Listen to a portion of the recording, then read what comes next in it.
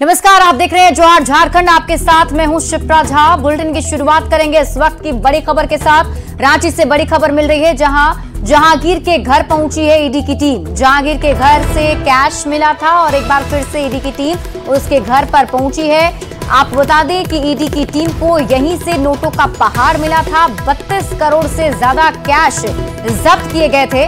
फिलहाल जेल में बंद हैं जहांगीर और संजीव। और आप बता दें कि ईडी की टीम का एक्शन लगातार जारी है। जहांगीर के घर एक बार फिर से ईडी की टीम पहुंची है, जहां जांच पड़ताल की जा रही है।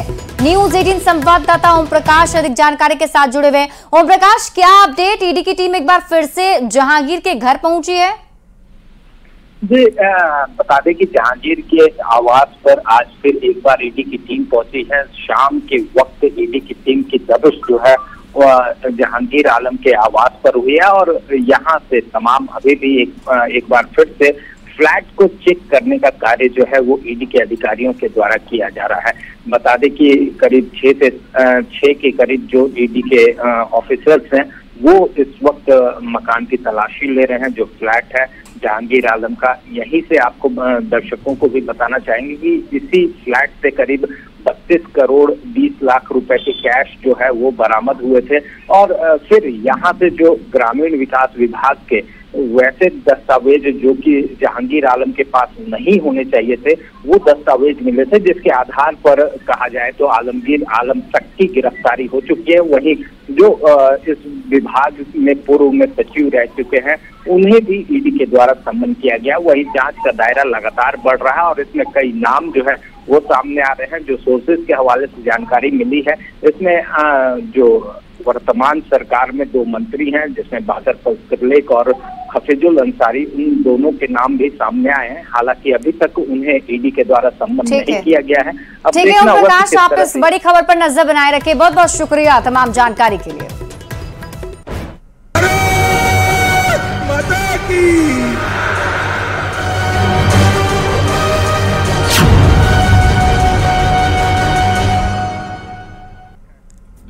बढ़ते आगे, झारखंड में तीसरे चरण के मतदान से पहले चौथे चरण का शंखनाद हो गया है। बीजेपी के स्टार प्रचारक और केंद्रीय गृह मंत्री अमित शाह ने प्रदेश में अलग अलग 2 जनसभाएं की और इस दौरान उन्होंने मंच से पीओके को लेकर बड़ा बयान दिया है।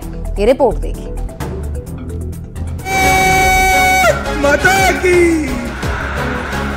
झारखंड में तीसरे चरण की वोटिंग अभी हुई भी नहीं है और बीजेपी ने चौथे चरण के रण का शंखनाद कर दिया है। झारखंड दौरे पर आए केंद्रीय गृह मंत्री अमित शाह ने जामताड़ा में चुनावी सभा कर दुमका से बीजेपी उम्मीदवार सीता सोरेन के लिए प्रचार किया और मंच से विपक्ष पर जोरदार प्रहार किया। कांग्रेस पार्टी के लिए ये झारखंड एक वोट बैंक है, प्रॉपर्टी है, लैंड बैंक है, भ्रष्टाचार का एटीएम है। 70 साल तक ये कांग्रेस पार्टी राम मंदिर को रोक कर रखी। आपने मोदी जी को दूसरी बार प्रधानमंत्री बनाया। 5 ही साल में केस भी जीता, भूमि पूजन भी किया और जनवरी में प्राण प्रतिष्ठा कर जय श्री राम। मधुपुर में भी अमित शाह ने गोड्डा से बीजेपी उम्मीदवार निशिकांत दुबे के लिए वोट मांगा। जनसभा के दौरान अमित शाह इंडिया अलायंस पर आक्रामक दिखे। साथ ही कहा कि पीओके हमारा है और हम इसे लेकर रहेंगे। राहुल बाबा, हम भारतीय जनता पार्टी वाले हैं, एटम बम से नहीं डरते। आज मैं बाबा विश्वनाथ की धरती पर कहकर जाता हूं, पाक ऑक्यूपाई कश्मीर भारत का है, रहेगा और हम उसको लेकर रहेंगे। हमें सर्जिकल स्ट्राइक और एयर स्ट्राइक कर पाकिस्तान के घर में घुसकर आतंकवादियों का सफाया करने का काम नरेंद्र मोदी ने। गोड्डा और दुमका लोकसभा सीट पर देश के 7वें चरण और झारखंड के चौथे चरण में वोट डाले जाएंगे। चौथे चरण में 1 जून को गोड्डा और दुमका के साथ ही राजमहल लोकसभा सीट के लिए मतदान होगा। ऐसे में बीजेपी ही नहीं बल्कि जेएमएम, कांग्रेस समेत सभी पार्टियां 4 चरण की 3 सीटों को साधने के लिए एड़ी चोटी का जोर लगा रही है। हालांकि प्रचार प्रसार का चुनावी नतीजों पर कितना असर होता है, ये तो आने वाला वक्त ही बताएगा। जामताड़ा से सुमन भट्टाचार्य, मधुपुर से अजीत और दिवाकर तिवारी, न्यूज़ 18। देवघर के मोहनपुर में गोड्डा लोकसभा सीट से कांग्रेस उम्मीदवार प्रदीप यादव के समर्थन में जनसभा हुई। जनसभा में कांग्रेस राष्ट्रीय अध्यक्ष मल्लिकार्जुन खड़गे और बिहार के पूर्व उप मुख्यमंत्री तेजस्वी यादव ने सभा को संबोधित किया और बीजेपी पर जमकर हमला बोला। इस दौरान कांग्रेस और आरजेडी के कई नेता भी मौजूद रहे। कन्याकुमारी से लेकर कश्मीर तक हम लड़ने वाले हैं और हमारे पार्टी में गठबंधन में सब लोग हैं, सब जाति के, सब धर्म के लोग हमारे पास हैं। तो हम इस बार बीजेपी को हरा के रहेंगे और हमारी सरकार जरूर आएगी। हमको सलाह दिया कि जो हड्डी में चोट है हमारे, सलाह दिया कि आप कम से कम 3 हफ्ता बेड रेस्ट करना पड़ेगा। हमने डॉक्टर साहब को बोला देखो अब तेजस्वी तभी बेड रेस्ट करेगा जब नरेंद्र मोदी जी को बेड रेस्ट कराएंगे। जेएमएम की स्टार प्रचारक कल्पना सोरेन ने साहिबगंज और पाकुड़ में चुनावी सभा की। साहिबगंज के बोरियो में मंगुरी टिकर फुटबॉल मैदान में उनका कार्यक्रम हुआ। उन्होंने राजमहल लोकसभा से जेएमएम उम्मीदवार विजय हांसदा के लिए वोट मांगे। पाकुड़ के लिट्टीपाड़ा में भी उन्होंने जनसभा कर विजय हांसदा के लिए प्रचार किया, साथ ही प्रदेश सरकार की उपलब्धियां गिनाई। और ये 2 तस्वीरें हम आपको जनसभा के दिखा रहे हैं। आज कल्पना सोरेन साहिबगंज और पाकुड़ 2 जगह पहुंची थी, जहां उन्होंने बड़ी जनसभा को संबोधित किया, लोगों के सामने सरकार की उपलब्धियां गिनाई और इसके साथ ही विजय हांसदा के लिए वोट की उन्होंने अपील की।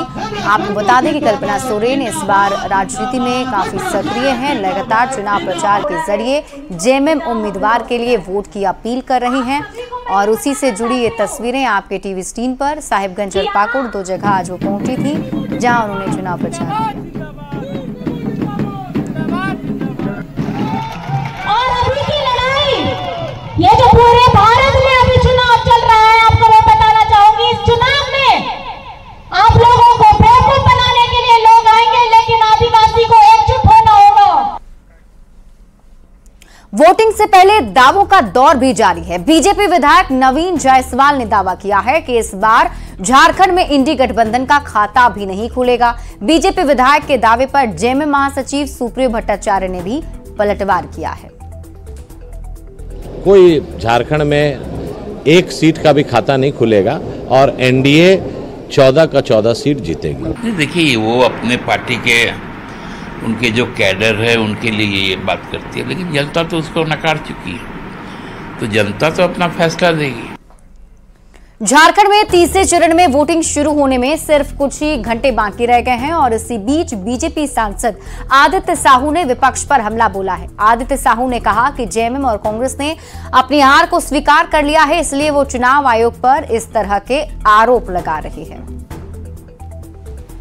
किसानों को खाद और बीज मिलने चाहिए थे, जिस पैसे से सरकार अस्पताल बनना, सड़कें और अस्पताल बननी चाहिए थे, जिस पैसे से विद्यालय बनने चाहिए थे, वो काम नहीं करके सरकारी खजाने को लूटने का काम किया, दोहन करने का काम किया। आखिर आलमगीर आलम के आप सचमुच इतने पहाड़ जैसे रुपए कहां से आए? वो किसके पैसे थे? कौन दिया था इनको पैसा? ये कांग्रेस वाले लोगों को और जिम्मे वाले लोगों को जनता को भी जाके बतलाना चाहिए, या कांग्रेस के राष्ट्रीय नेता भी आते हैं तो उनको भी जनता को बतलाना चाहिए कि पैसे किसके थे, ये पैसे कहां से आए थे। तो इन अन्याय का भी अंत होता है और इस चुनाव में झारखंड समेत पूरे देश में इनका अंत होना निश्चित हो चुका है, इसलिए इस प्रकार का गलत बयानी करने का काम कर रहे हैं।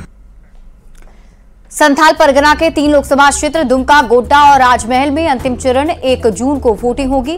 तैयारी का मुख्य राज्य निर्वाचन पदाधिकारी के रवि कुमार ने निरीक्षण किया, साथ ही कर्मचारियों को काम समय पर पूरा करने के निर्देश दिए। निर्वाचन पदाधिकारी ने लोगों से वोट करने की भी अपील की।